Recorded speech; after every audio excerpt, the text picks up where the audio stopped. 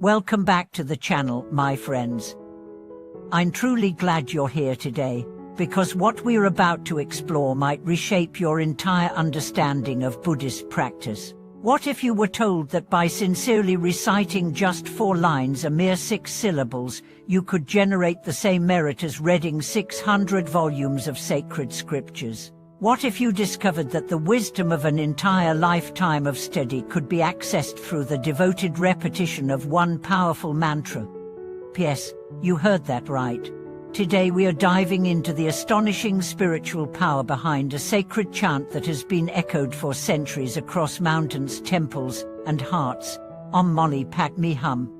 To some, it may seem like just a sound. To others, it's a prayer, a comfort, a daily rhythm. But to those who understand its depth, it is nothing short of a bridge to the infinite, condensing vast teachings of wisdom and compassion into a sound that resonates through your entire being. Let's begin by understanding what these 6 syllables really mean. Omba represents the universal vibration, the origin of all things. It is the essence of the body, speech, and mind of all Buddhas.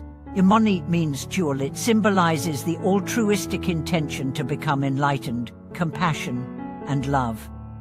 Padma means lotus, signifying wisdom, purity, and the path of transformation. Hum represents indivisibility, the unity of method and wisdom, compassion and emptiness.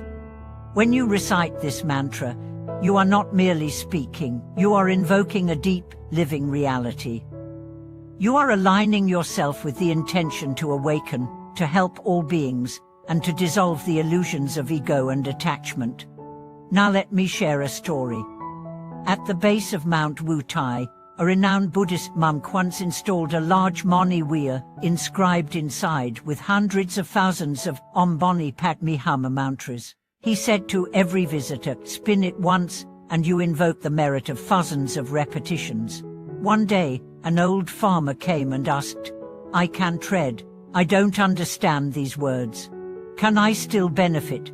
The monk smiled and said, "The lotus doesn't ask if the hands that plant it are educated, it just blooms." The farmer spun the wheel.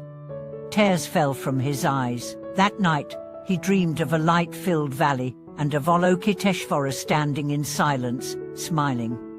This is the power of intention over intellect. The mantra works not because of what it says, but because of what it touches. Modern life teaches us to analyze, to break things down, but some truths aren't meant to be dissected. They are meant to be felt, absorbed, repeated until they become part of who we are. You can recite this mantra while walking, while cooking, while sitting in traffic. You don't need to wear special robes or sit in lotus posture. Just say it. Whisper it. Chant it with your breath. Let it wrap around your heart like a warm cloth.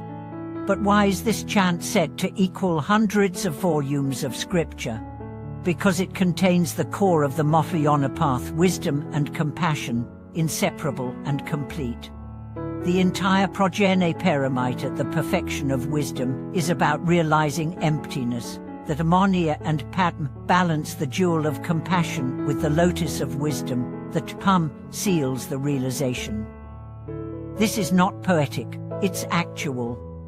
When your mind abides in the mantra, it cannot simultaneously abide in ignorance. There are countless testimonies. A woman once told me that during her darkest period, when she had lost her job, her relationship, and nearly her sanity, she began reciting Om Mani Padme Hum simply because someone told her to. At first, she said it like a robot. Then something shifted, her tone softened. Her heart cracked open. Slowly, the mantra became her prayer, her anchor. She didn't become rich or famous, but she became whole. And isn't that what we truly seek? Wholeness. Buddhism teaches us that liberation doesn't come from adding more, but from subtracting the delusions that blind us. Each repetition of this mantra is a knife slicing through illusion, a hand reaching through darkness, a lantern lighting the path. Reciting Nam Myoho Padme Hum is also a powerful tool of purification. In Tibetan Buddhism, it is said that even hearing these words, or seeing them written, can cleanse lifetimes of negative karma. Again, not because the words are magic, but because they awaken the dormant Buddha nature within us. And what does that mean for you? It means that right now, no matter your past, no matter your doubts, you can begin. You can start whispering these 6 syllables with honesty. And each time you do, you're not just speaking. You're planting seeds, seeds of compassion, seeds of awareness, seeds of awakening. Don't worry about pronunciation. Don't obsess over ritual. Let your sincerity be the shrine. Let your breath be the offering. Let your tears, your laughter, your longing all be part of the recitation.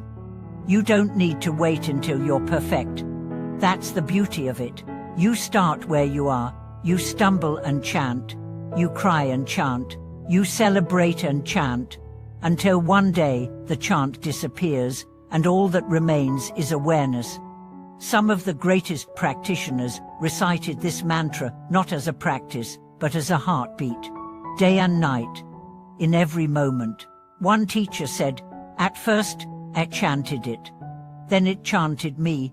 Then there was no difference." That's the invitation. Try this for a week. Commit to 108 repetitions a day. Use a mullah, use your fingers or use your breath. But do it, not to prove anything, not to impress anyone, but to return, again and again. You may find that your mind becomes clearer, that your anger softens, that your worries shrink, not because the world changes, but because you change.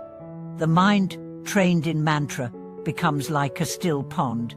Thoughts still arise, but they don't ripple into storms. Emotions still visit, but they don't take over the house.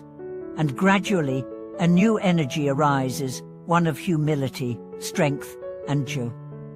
The joy of being connected.